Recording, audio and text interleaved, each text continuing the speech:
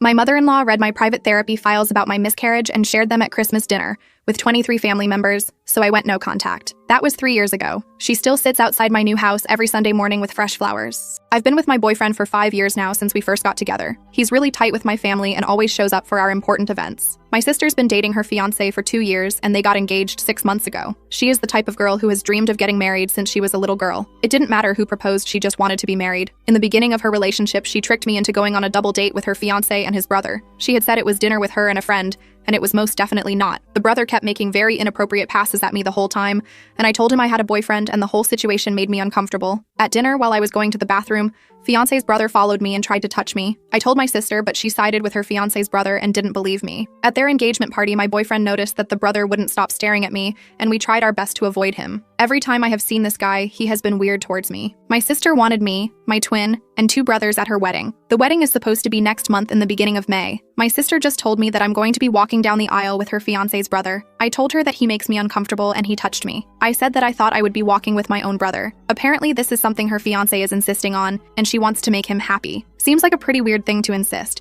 and I know it's some scheme between the 2 brothers. My other siblings also thought it was weird and voiced their objections to our sister. She got upset and said this is her wedding and she'll do what she wants. I told my boyfriend this and he was upset for me. He's confident enough in himself that he knows this guy would never be competition, but he knows how uncomfortable I am with this situation. The other day we had family dinner at my mom's house. I took this as an opportunity to bring up the aisle situation with my mother around. I refrained from mentioning the touching as that was a while ago. Besides, I have already told my sister and hinted at it to my parents, but nothing was ever done. I just talked about the aisle situation. My sister got extremely upset and started crying, saying I was trying to ruin her marriage. I was so confused, as was everyone else, and tried to explain that he makes me and my boyfriend extremely uncomfortable. She then said that I can't bring my boyfriend to her wedding anymore, and if I do, then I'm no longer a bridesmaid. She gave no reason as to why I can't bring him, and my siblings were just as upset considering they like my boyfriend a lot better than my sister's fiancé. I thought I would give her a few days to calm down and rethink, but she has not changed her mind. My 19-year-old brother's girlfriend is still invited to the wedding. My boyfriend is an incredible guy and has been nothing but kind and generous to my sister. His feelings are hurt, but he still wants me to go to the wedding. I think my sister is being an unreasonable a-hole, and I will be pretty mad off at the wedding if my life partner is not there with me. I don't know what to do, and my family is no help either. My twin brother Caleb pulled me aside after dinner. He grabbed my shoulders and looked me straight in the eyes. "Clara, this is insane. You know that, right?" His hands were shaking slightly. The way Hazel just exploded like that, something's not right here. I nodded, wiping tears from my face with the back of my hand. My mother was still in the kitchen, deliberately clanging dishes louder than necessary. She always did that when she wanted to avoid confrontation. My father had already retreated to his study, mumbling something about needing to check emails. Matthew, my youngest brother, kicked at the dining room chair. "This is such bullshit. My girlfriend Gabrielle is still invited, but Dylan can't come. He's been around way longer than her fiancé." He shoved his hands in his pockets. "I'm calling Hazel out on this." "Don't," I said quickly. "It'll just make things worse." But Matthew was already pulling out his phone. I watched him type furiously. His jaw clenched. Within seconds, his phone buzzed. His face darkened as he read the response. "She says it's different because I'm in the wedding party and you're just a bridesmaid." He threw his phone on the table. "Like that makes any sense." Caleb paced back and forth across the dining room. "We need to talk to her together. All 3 of us. Make her see reason." I shook my head. "You didn't see her face when I brought it up. She looked at me like I was her enemy." My voice cracked. "All I said was that Brett makes me uncomfortable." "Brett?" Caleb spat out the name. "That's his name? The creep who won't leave you alone?" I hadn't meant to say his name, but it slipped out. I sank into a chair, my legs suddenly weak. At the engagement party, he kept finding excuses to stand near me. Dylan noticed before I did. We spent half the night dodging him. Matthew slammed his fist on the table. "And now Hazel wants you to walk arm in arm with him, while your actual boyfriend sits at home?" My mother finally emerged from the kitchen, dish towel in hand. She wouldn't meet my eyes. "Maybe you should just do what your sister asks, Clara. It's only one day." "Mom!" Caleb whirled on her. "Are you serious right now?" She twisted the dish towel between her hands. "I just don't want to see the family torn apart over this." "The family is already being torn apart," Matthew said, "by Hazel and her insane demands." My phone buzzed. Dylan's name appeared on the screen.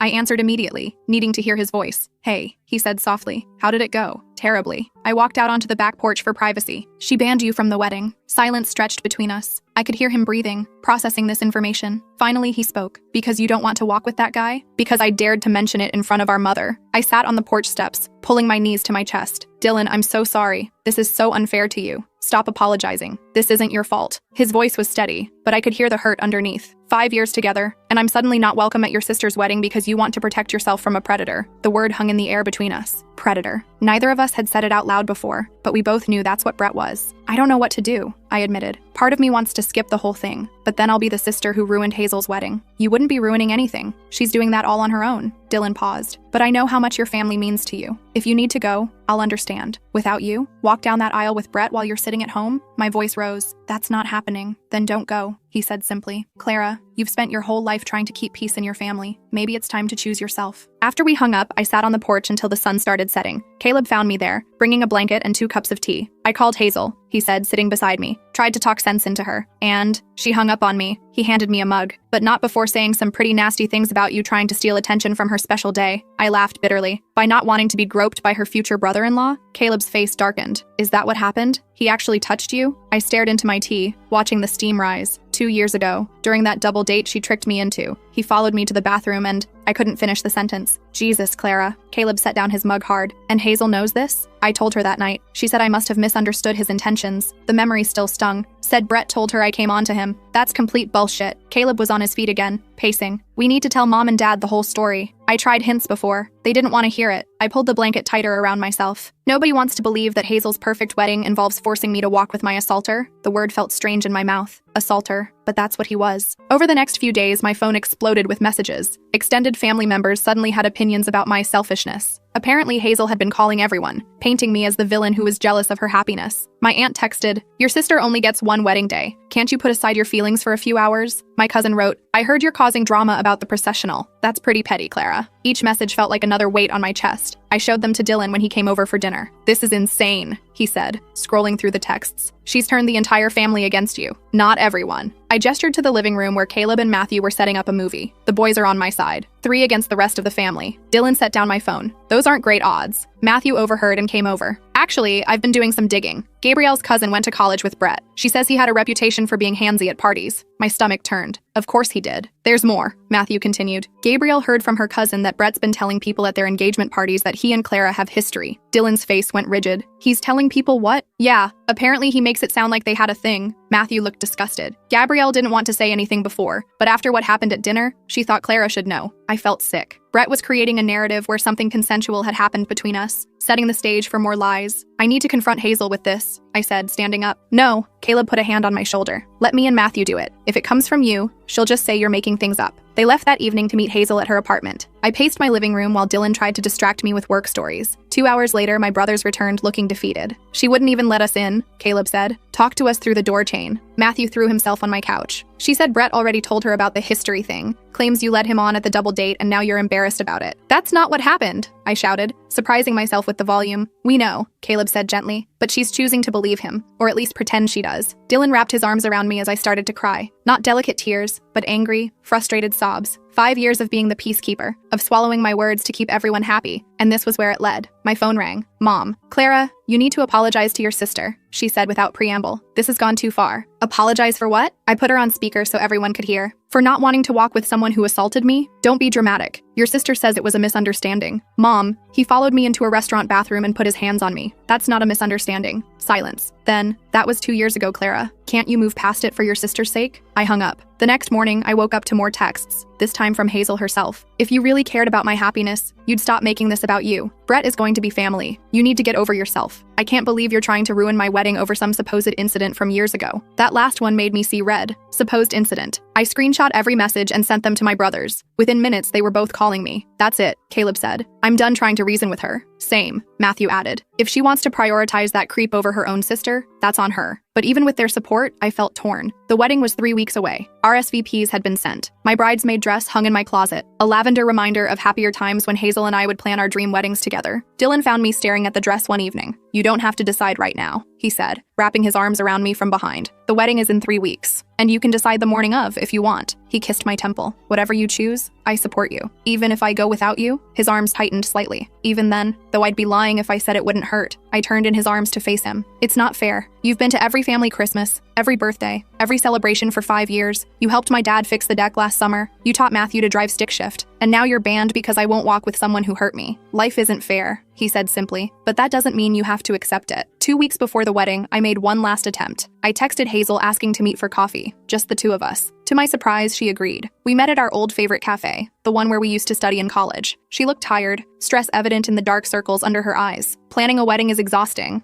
she said by way of greeting. I nodded, ordering my usual latte. We sat in awkward silence until our drinks arrived. Hazel, I started carefully. I need you to understand what Brett did. Stop. She held up her hand. I don't want to hear another word about ancient history. 2 years isn't ancient history. It is when you're trying to destroy my relationship. Her voice rose, causing other patrons to stare. Do you know what position you're putting me in? My fiance's family already thinks you're difficult because you wouldn't give Brett a chance. I have a boyfriend. Why would I give Brett any kind of chance? That's not the point. She stirred her coffee aggressively. The point is, you're making me choose between my sister and my future family. No, you're choosing between your sister's safety and your fiance's brother's feelings. I leaned forward. Hazel, he assaulted me. He tells people we have history. He stares at me at every family event. And you want me to walk arm in arm with him while my actual boyfriend is banned from attending? Dylan is not banned, she said primly. You're choosing to exclude him by being difficult about the processional. That's the same thing. She stood abruptly. I'm done discussing this. You can either be my bridesmaid and follow the processional I've planned, or you can stay home. But stop trying to manipulate me with your victim complex. She left me sitting there, coffee growing cold, her words echoing in my ears. Victim complex. That night, I made my decision. I called Dylan first. He answered on the second ring, and I could hear the concern in his voice before I even spoke. I'm done, I said, my voice surprisingly steady. I'm not going to the wedding. Are you sure? He asked gently. I don't want you to regret this later. The only thing I'd regret is walking down that aisle with Brett while you're sitting at home. I gripped my phone tighter. She called it my victim complex. Can you believe that? Dylan was quiet for a moment. When he spoke, his voice was tight with controlled anger. She's gaslighting you. You know that, right? I did know. But hearing him say it out loud made it real in a way that hurt more than I expected. The next morning, I woke to find Caleb and Matthew already at my apartment. They'd let themselves in with the spare key and were making breakfast in my kitchen. We figured you might need moral support, Caleb said, flipping pancakes. And food. Matthew was scrolling through his phone, his expression darkening with each swipe. Hazel's been posting on social media about ungrateful family members trying to sabotage her happiness. She's not naming names, Caleb added quickly, seeing my face. But anyone who knows the situation knows she means you. I sank onto a bar stool at my kitchen counter. I haven't even told her I'm not coming yet. She's preempting, Matthew said, getting her version out there first. My phone buzzed. A text from my cousin Rachel. Saw Hazel's posts. What's really going on? Before I could respond, another text came through, then another. Within minutes, my phone was lighting up with messages from extended family,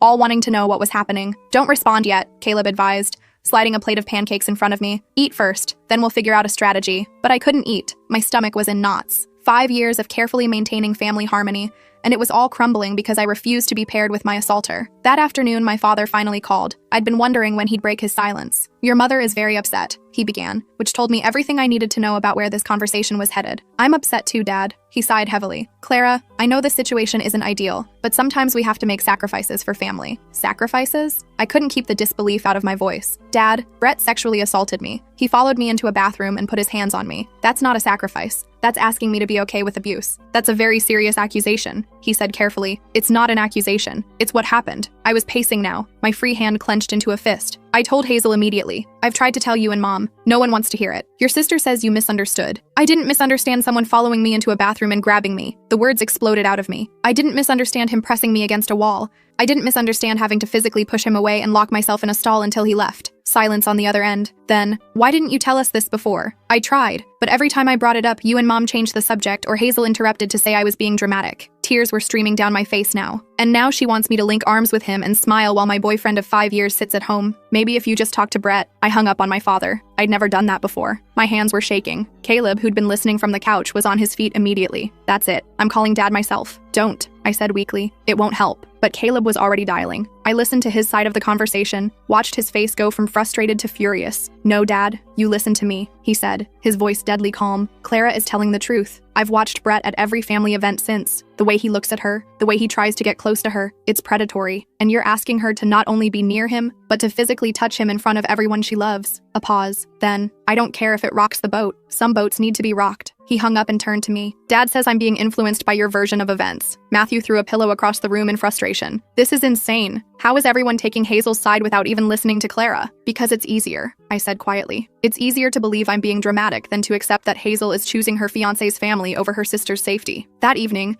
Dylan came over after work. He found me surrounded by printed screenshots of text messages, trying to organize them chronologically. What's all this? He asked, setting down his laptop bag. Evidence, I said, in case I need to explain to people why I'm not at the wedding. He sat down beside me, picking up one of the papers. It was the screenshot of Hazel's text about my supposed incident. You don't owe anyone an explanation. he said gently. I know, but I also know how this family works. If I don't have receipts, I'll be painted as the sister who was jealous of Hazel's happiness and skipped her wedding out of spite. Dylan pulled me against his side. Have I told you lately how proud I am of you? For what? For causing family drama 3 weeks before my sister's wedding? For standing up for yourself? For refusing to be silenced? For choosing your safety over keeping the peace? He kissed the top of my head. I know how hard this is for you. The next few days were a blur of family politics. Aunts and uncles called, each trying to mediate. Most of them started with some version of, I'm sure this is all a misunderstanding. My Aunt Linda was the worst. Clara, dear, you know how men can be. Sometimes they're just more affectionate than we're comfortable with. That doesn't make them bad people. He followed me into a bathroom, Aunt Linda. Well, maybe he just needed to use the facilities too. It was the women's bathroom. That shut her up, but only for a moment. Still, is it worth missing your sister's wedding over something that happened years ago? I started keeping a tally of how many family members used the phrase years ago, as if time somehow made assault acceptable. By day 3, I was up to 12. Gabrielle, Matthew's girlfriend, stopped by unexpectedly one afternoon. She looked nervous, fidgeting with her car keys. I need to tell you something, she said. About Brett. My stomach dropped. What about him? My cousin, the one who went to college with him, she reached out after Matthew told me what was happening. Gabrielle sat down, still clutching her keys. She said she didn't tell me everything before. Brett. He had to leave his fraternity junior year. There were multiple complaints from girls at parties. Complaints about what? I asked, though I already knew the answer. Inappropriate touching. Following girls who were trying to get away from him. One girl said he cornered her in a bathroom at a frat party. Gabrielle's eyes met mine. Sound familiar? I felt sick. Did anything happen to him? The fraternity quietly removed him, but the school didn't take action because no one filed formal reports. The girls were all told it would be he said, she said, and Brett's father apparently donated a lot to the school. Of course he did. I laughed bitterly. Let me guess. His family has money? Gabrielle nodded. Old money. The kind that makes problems go away. After she left, I sat with this new information. Brett wasn't just a creep who'd targeted me. He was a serial predator who'd been protected by wealth and privilege, and my sister was marrying into that family. I called Caleb immediately. We need to tell Hazel about Brett's history. She won't believe it, he said. You know she won't. We have to try. So we did. Caleb, Matthew, and I went to Hazel's apartment that evening. This time she let us in, though her fiancé was conspicuously present. We have information about Brett that you need to hear, Caleb began. Hazel's fiancé, Dylan, immediately tensed. If this is another attempt to slander my brother, it's not slander if it's true, Matthew interrupted. He was kicked out of his fraternity for assaulting multiple women. That's a lie, Dylan said flatly. Brett left the fraternity because he was too busy with his studies. Gabrielle's cousin was there, I said. She knows girls who filed complaints. Gabrielle's cousin? Hazel laughed. How convenient. A friend of a friend of a friend says something bad about Brett just when Clara needs ammunition against him. This isn't ammunition, I said, frustration building. This is a pattern of behavior. He did to those girls exactly what he did to me. What he allegedly did to you, Dylan corrected. Brett told me what really happened that night. You came on to him, he politely declined because you had a boyfriend, and now you're embarrassed about it. That's not what happened. I stood up, my whole body shaking with anger. He followed me into the women's bathroom and grabbed me. The women's bathroom? Dylan smirked. Brett would never do that. He's too much of a gentleman. Your brother is a predator, Caleb said bluntly. And if you can't see that, get out, Hazel said quietly. All of you.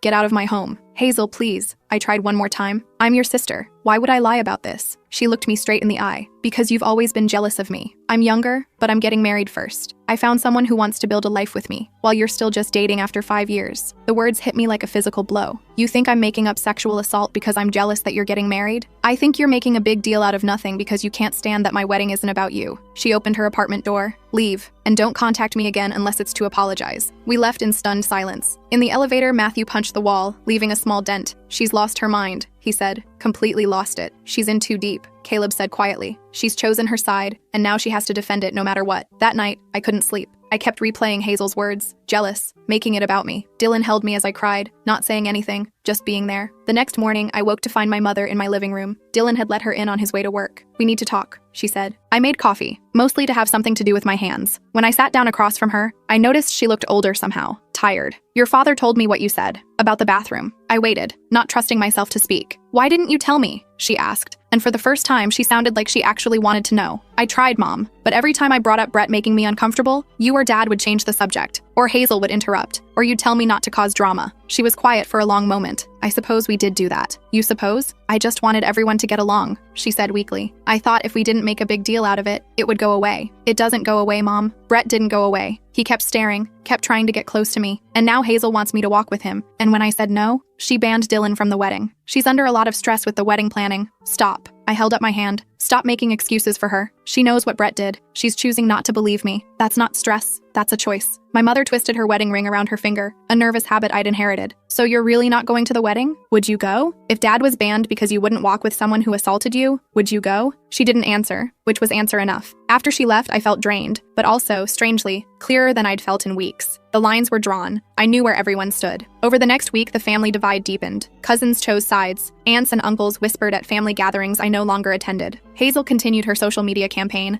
posting about toxic family members and the importance of cutting out negativity. Rachel, my cousin who texted earlier, came to see me. She was one of the few family members who hadn't taken a side yet. I need to hear your version, she said simply. So I told her everything. The double date setup, the bathroom assault, Brett staring at every family event, the engagement party where Dylan and I spent the night avoiding him, Hazel's ultimatum, all of it. When I finished, Rachel was crying. Clara, I'm so sorry. I had no idea. No one wants to have any idea, I said. It's easier to believe I'm being difficult. I believe you, she said firmly. And I'm not going to the wedding either. Rachel, no, you don't have to. Yes, I do. I have a daughter, Clara. She's only 3 now, but someday she'll be a young woman. How can I go to a wedding that celebrates silencing assault victims? What message does that send? Her support meant more than I could express, but it also caused more family drama. When Hazel found out Rachel was boycotting the wedding, she called me screaming. You're turning the whole family against me, she sobbed into the phone. This is supposed to be the happiest day of my life, and you're ruining it. I'm not doing anything, I said, trying to stay calm. I told Rachel the truth when she asked. She made her own decision. The truth? Your version of the truth, you mean? Brett's a good guy. Dylan says, Dylan is his brother. Of course he's going to defend him. And you're my sister. You're supposed to defend me. I tried to, Hazel. I tried to protect you by telling you what kind of person Brett is. You chose not to listen. She hung up on me. 2 weeks before the wedding, things escalated further. Dylan started calling Dylan at work, leaving messages about how I was ruining their family. He actually said I should control my girlfriend better, Dylan told me, showing me the text messages. Like your property I'm supposed to manage. I'm so sorry you're getting dragged into this, I said. Hey, he cupped my face in his hands. We're a team. Your battles are my battles. Though I have to say, your future brother-in-law seems like a real piece of work. Apple doesn't fall far from the tree, apparently. Dylan's jaw tightened. Has Brett tried to contact you? No, thank God. Though Matthew said he saw him at the gym yesterday. Brett made some comment about looking forward to the wedding. That's it. Dylan pulled out his phone. I'm calling Dylan back. This needs to stop. I listened as Dylan very calmly, very firmly told Dylan that any further contact from him or Brett would result in legal action. The threat of lawyers seemed to work. The calls stopped. But the family pressure didn't. Every day brought new attempts at reconciliation, though they all followed the same pattern. I should apologize. I should be the bigger person. I should think of Hazel's happiness. No one suggested Hazel should think of my safety. 1 week before the wedding, Caleb and Matthew staged what they called an intervention. They showed up at my apartment with Chinese takeout and a bottle of wine. We've been thinking, Caleb said, unpacking the food. Maybe you should write Hazel a letter. Lay out everything one final time. Then at least you'll know you tried everything. What's the point? I asked. She won't believe me. The point is your own peace of mind, Matthew said. Years from now, you'll know you gave her every chance to make this right. So I wrote the letter. It took me 3 days and countless drafts. I laid out everything. The assault, Brett's continued behavior, my attempts to address it privately, her refusal to believe me, the unfairness of banning Dylan. I ended with, I love you, Hazel. You're my sister, and that will never change. But I cannot and will not put myself in a position where I have to touch the man who assaulted me. I cannot celebrate while my partner of 5 years is excluded for the crime of supporting me. If you change your mind, even at the last minute, we'll be there. But I won't sacrifice my safety and self-respect for anyone, not even you. I sent it to her email and waited. The response came within hours. Not from Hazel, but from Dylan. Your sister showed me your manipulative letter. It's clear you're mentally unstable and determined to destroy our happiness. You're no longer welcome at our wedding or in our lives. Any further contact will be considered harassment. I stared at the email, reading it over and over. Our lives. Like Hazel was already absorbed into Dylan's family, no longer an individual but part of a unit that didn't include me. That's that then, I told Dylan, showing him the email. He read it, his face darkening. Mentally unstable? They're really going all in on the gaslighting. I'm done, I said, and I meant it. I tried. My conscience is clear. The final week before the wedding was surreal. Family members made last-ditch efforts to change my mind. My bridesmaid dress hung in the closet like a ghost. Hazel blocked me on all social media, but I heard from Caleb that she was posting happy wedding prep photos like nothing was wrong. 3 days before the wedding, my dad made one final attempt. He came to my apartment alone, looking uncomfortable. Your mother doesn't know I'm here, he began. Okay, I've been thinking about what you said, about the bathroom. He couldn't meet my eyes. I believe you, Clara. The words should have meant something, but they came too late. But you still think I should go to the wedding? He sighed. I think sometimes families have to work around difficult people. We don't have to like everyone, but we show up. Brett isn't difficult, Dad. He's dangerous. And Hazel is choosing him over me. She's choosing her fiancé's family. It's not the same thing. It's exactly the same thing. I was too tired to be angry anymore. Dad, what would you do if someone hurt Mom? Would you just work around them? He didn't answer, but his silence spoke volumes. After he left, I sat in my apartment, looking at the family photos on my wall, Hazel and me at Christmas last year, laughing at something Caleb had said, the 5 of us siblings at our parents' anniversary party, Dylan and me with my whole family at Thanksgiving. Those moments felt like they belonged to a different lifetime now. The night before the wedding, I couldn't settle. Dylan suggested we go out, do something to take my mind off things. But everywhere we went, I wondered what was happening at the rehearsal dinner I wasn't attending. She made her choice, Dylan reminded me gently as we walked through the park. You can't save someone who doesn't want to be saved. I know, it just hurts. I know it does. He squeezed my hand. But I'm proud of you for choosing yourself. As we walked, my phone buzzed. A text from Matthew. Rehearsal was weird without you. Hazel had one of Dylan's cousins stand in as bridesmaid. Mom cried. Dad looked miserable. Brett made jokes about you being too sensitive to handle wedding duties. I turned off my phone. Tomorrow, while Hazel walked down the aisle, I'd be anywhere but there. And for the first time since this whole mess started, I felt certain I was making the right choice. The morning of the wedding arrived gray and drizzly, which felt appropriate. I woke up early, my body apparently not getting the memo that I didn't need to be anywhere. Dylan was already awake, making coffee in the kitchen. How are you feeling? Strange, I admitted. Like I should be somewhere else. You are exactly where you should be, he said firmly, handing me a mug. My phone started buzzing at 7 a.m., texts from extended family asking if I'd changed my mind, if I was coming, if there was still time to fix this. I turned it off without responding. Caleb and Matthew came over around 10, dressed in their groomsmen attire. They looked handsome, but uncomfortable. We wanted to see you before we went, Caleb said. Make sure you're okay. I'm okay, I said, and mostly meant it. You two look good. Feel like traitors, Matthew muttered, tugging at his tie. You're not traitors. You're brothers trying to support both sisters in an impossible situation.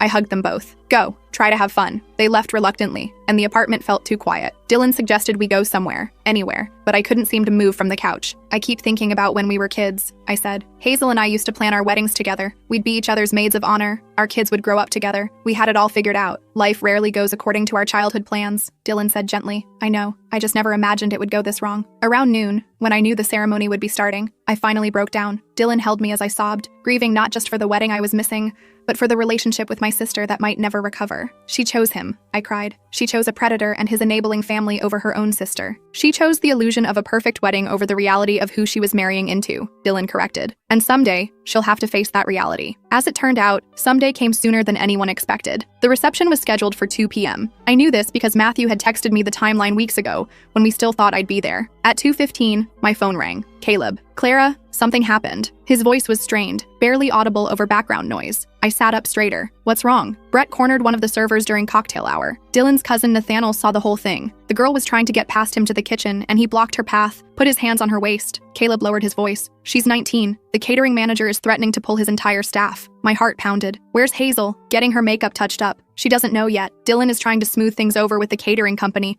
offering them more money to stay quiet. Of course he is. I gripped Dylan's hand. Is the server okay? Shaken up. Nathaniel's girlfriend got her away from Brett and took her outside. The girl's manager wants to call the police, but Dylan is begging him not to. I heard shouting in the background. Caleb cursed under his breath. I have to go. The photographer just quit. Apparently Brett made comments about her appearance when she was setting up earlier. The line went dead. Dylan and I sat in stunned silence. 20 minutes later, Matthew called. You're not going to believe this. Rachel just caused a scene. Rachel's there? I thought she wasn't going. She came for the ceremony but skipped the cocktail hour. When she heard about the server, she stood up during Dylan's father's toast and announced what Brett did. In front of everyone. I covered my mouth with my hand. Oh God. Half the room is in chaos. Dylan's mother is screaming at Rachel. Dad's trying to mediate. Mom's crying. And Hazel ...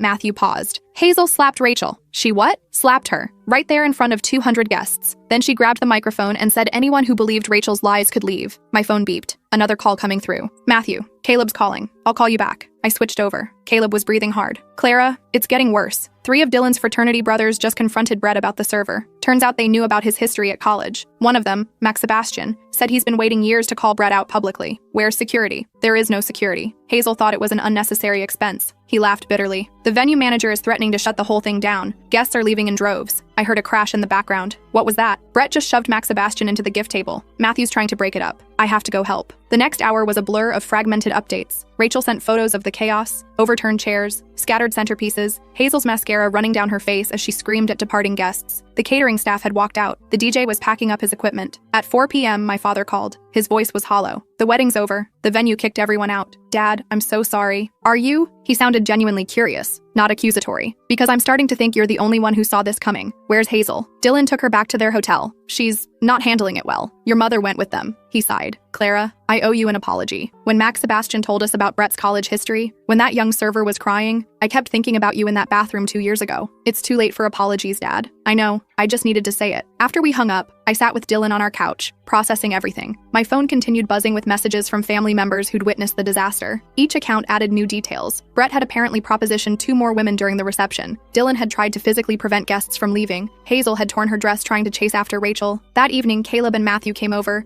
still in their disheveled groomsmen attire. They looked exhausted. It was worse than we could tell you on the phone, Caleb said, collapsing onto my couch. After the venue kicked us out, Brett tried to follow that server to her car. Her manager had to physically restrain him while she drove away. Is she pressing charges? Dylan asked. Her manager wants her to, but she's scared. Brett's family has money, good lawyers. Matthew loosened his tie. Same old story. What about Hazel? The brothers exchanged glances. She's in denial, Caleb said finally, blaming everyone but Brett. Says Rachel ruined her wedding, the server was overreacting, the photographer was too sensitive. Dylan is enabling it, Matthew added. He's already spinning it as a misunderstanding that got blown out of proportion. My phone rang. An unknown number. I almost didn't answer, but something made me pick up. Is this Clara? A young woman's voice, nervous and uncertain. Yes. Who's this? I'm Gabrielle. I was the server at your sister's wedding today. Your cousin Rachel gave me your number. I hope that's okay. Of course. Are you all right? I'm trying to be. Her voice shook. I wanted to thank you. Rachel told me about what happened to you, why you weren't there. It helped to know I wasn't alone, that someone else understood. I'm so sorry this happened to you. My manager wants me to file a police report, but I'm scared. Brett's brother already called the catering company,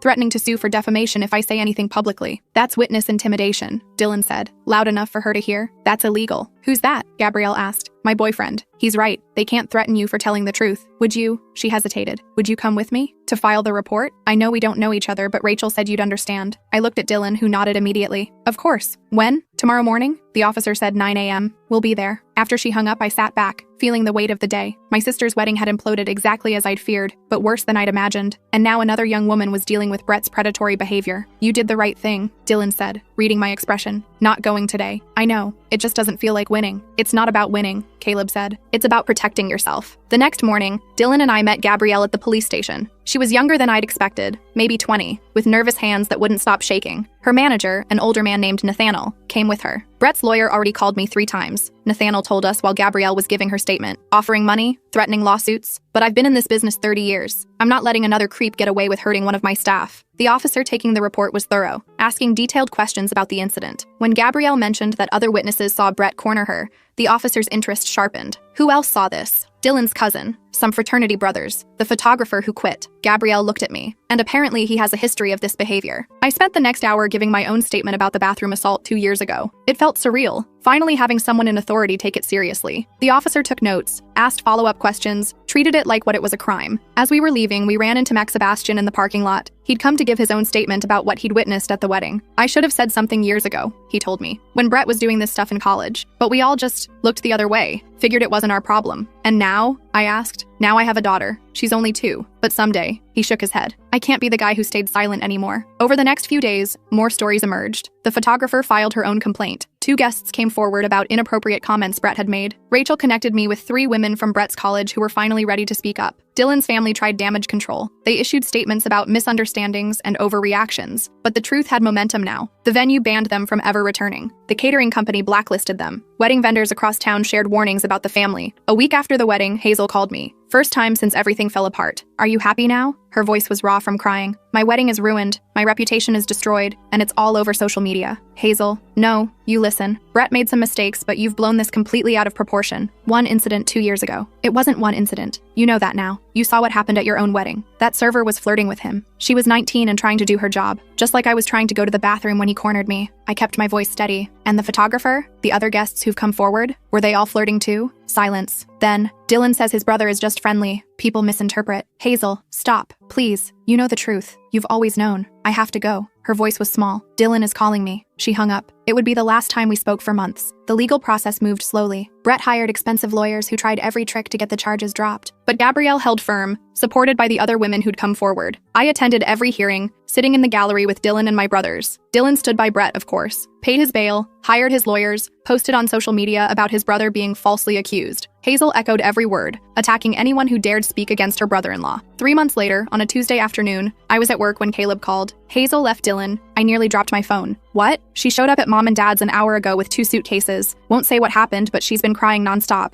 Did she say anything about— No, nothing about you or the wedding or any of it. She just keeps saying she needs to stay there for a while. I wanted to feel vindicated, but mostly I felt sad. Is she okay? Physically, yes. Emotionally, I don't think she's been okay for a while. That evening, my mother called. I know you and Hazel aren't speaking, but I thought you should know she's home. Caleb told me. Clara. She paused, choosing her words carefully. She found messages on Dylan's phone. He's been covering for Brett for years, paying off women, threatening witnesses. She found receipts for payments to 3 different women from before they even met. So she finally believes Brett's a predator? She found photos. Brett had taken pictures of women without their consent, including ...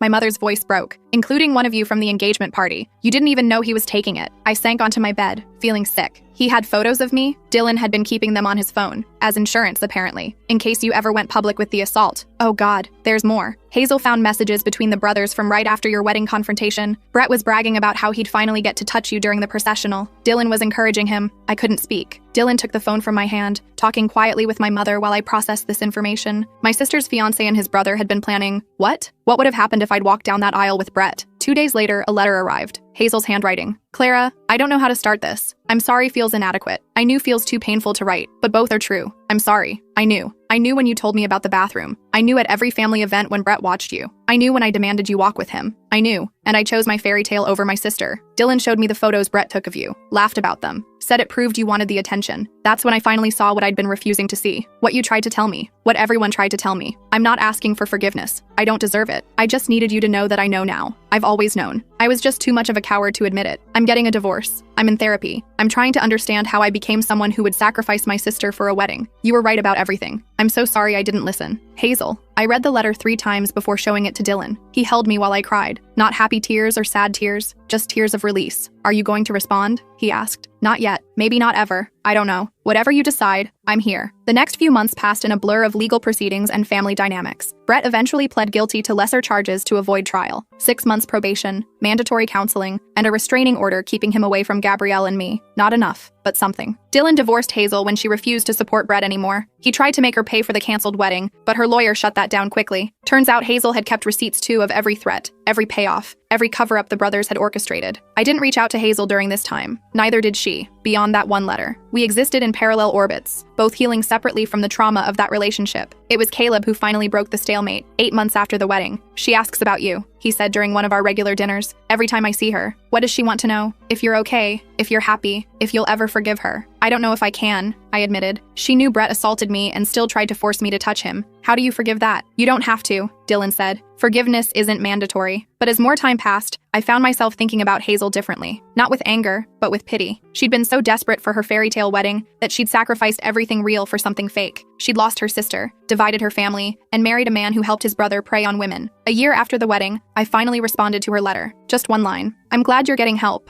She didn't write back, but Caleb told me she cried when she read it. Life moved forward. Dylan and I got engaged. A quiet proposal at home. No grand gestures needed. We planned a small wedding with just close family and friends. No big bridal parties, no forced pairings, no drama. When it came time to mail invitations, I stared at Hazel's name on my list for a long time. Dylan found me there, pen hovering over the envelope. You don't have to invite her, he said. No one would blame you. I know. I set down the pen. I'm not ready. Maybe I'll never be ready. That's okay too. We got married 6 months later in a small ceremony in my parents' backyard. Caleb was Dylan's best man. Matthew walked me down the aisle. My parents cried. Rachel gave a beautiful reading about choosing love over fear. Hazel wasn't there, but she sent a card. Wishing you all the happiness I almost stole from you. May your marriage be built on truth, not fairy tales. With love and regret, Hazel. I kept the card, but didn't respond. Some bridges, once burned, can't be rebuilt. But maybe that's okay. Maybe the lesson isn't about forgiveness or reconciliation. Maybe it's about learning to choose yourself, even when it costs you everything. Maybe especially then.